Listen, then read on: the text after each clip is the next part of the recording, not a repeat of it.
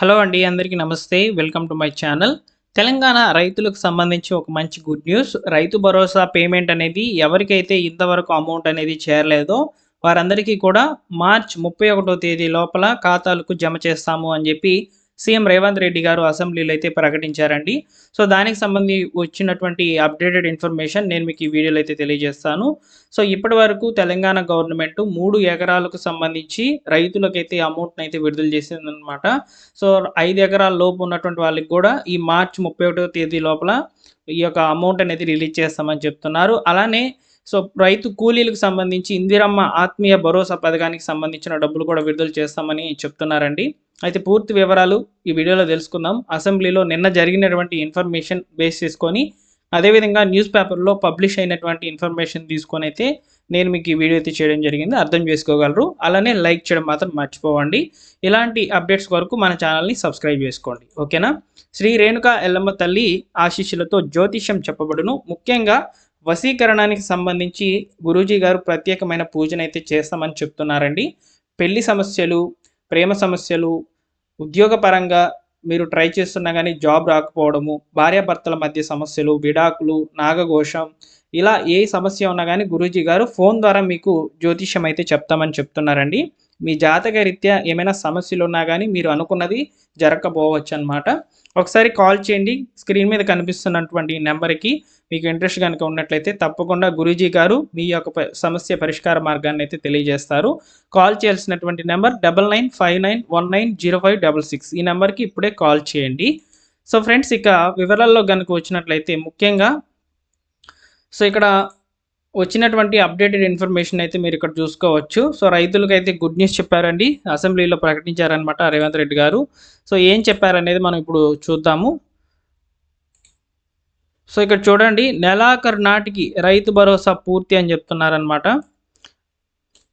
వ్యవసాయ కార్మిక కుటుంబాలకు ఇందిరమ్మ ఆత్మీయ భరోసా, సీఎం రేవంత్ రెడ్డి కీలక ప్రకటన అని చెప్పి మనకి ఇక్కడ అప్డేట్ ఉన్నటువంటి సమాచారం ఉన్నటువంటి ఆర్టికల్ అయితే చూస్తున్నాం అనమాట. సో అయితే ఇందులో ఏం చెప్పారనేది మనం ఇప్పుడు చూద్దాం.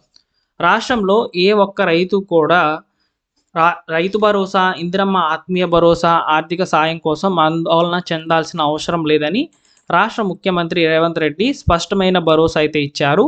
ఈ నెలాఖరు నాటికి ఎకరాకు 12,000 రూపాయల చొప్పున అర్హత కలిగిన ప్రతి కుటుంబానికి ఇచ్చి తీరుతామని ప్రకటించారనమాట. ప్రస్తుతం ఆ ప్రక్రియ కొనసాగుతుందని కూడా చెప్తున్నారు. శనివారం అసెంబ్లీలో గవర్నర్ ప్రసంగానికి ధన్యవాద తీర్మానంపై రేవంత్ రెడ్డి మాట్లాడుతూ, తెలంగాణలోకి అధికారం వచ్చిన వెంటనే కూడా 10 నెలల్లో 20,616 కోట్ల రూపాయలు రైతు రుణమాఫీ చేసిన చరిత్ర మా ప్రభుత్వానిది.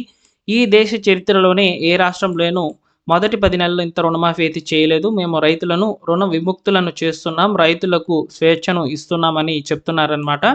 రైతులను ఆదుకోవాలన్న ఉద్దేశంతో ఈ పని చేస్తున్నామండి. గతంలో రైతు బంధు ఎన్నికల సమయంలోనే ఇచ్చేవారు. గతంలో ప్రభుత్వ భూములను అమ్మేశారు. అయినప్పటికీ ఎన్నికల కోడ్ను అడ్డుపెట్టుకొని రైతులకు రైతు బంధు వేయలేదు అని ఈ సందర్భంగా ముఖ్యమంత్రి స్పష్టతనైతే ఇచ్చారనమాట. కాంగ్రెస్ ప్రభుత్వం వచ్చిన వెంటనే కూడా రైతులకు రైతు భరోసా కింద 7,625 కోట్ల రూపాయలను కేటాయించాం. ఆ ప్రభుత్వం ఎగవేసిన డబ్బులను మన ప్రభుత్వం ఇవాళ అయితే ఇస్తోంది.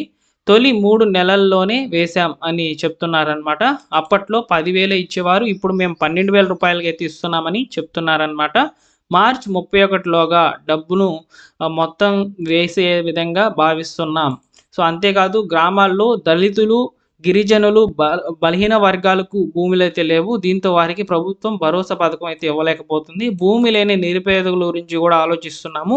ఇందిరమ్మ ఆత్మీయ భరోసా పథకం కింద 12,000 రూపాయల చొప్పున ఇవ్వడానికి నిర్ణయం అయితే తీసుకున్నాము. ఉపాధి హామీ కూలీ కార్డు ఉన్నటువంటి కుటుంబానికి ఈ పథకాన్ని అమలు చేస్తామని చెప్తున్నారనమాట.